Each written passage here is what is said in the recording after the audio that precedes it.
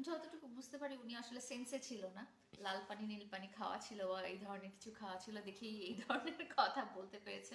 নাহলে সেন্সে থাকলে তো ও আসলে আমার মনে হয় না যে সে এইভাবে বলতো।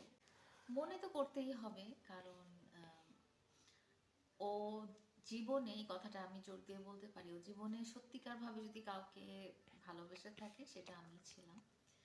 আর অনেকটা অনেকটা বছর আমরা একসাথে ছিলাম। আর আমার এন্ড থেকে কখনো ওর সাথে আমি প্রতারণা করিনি বা আমি আহ, মানে ওর সাথে বিশ্বাসঘাতকতা করিনি। ওর সাথে সবসময় আমি বিশ্বাস রেখেছি, ট্রাস্ট রেখেছি।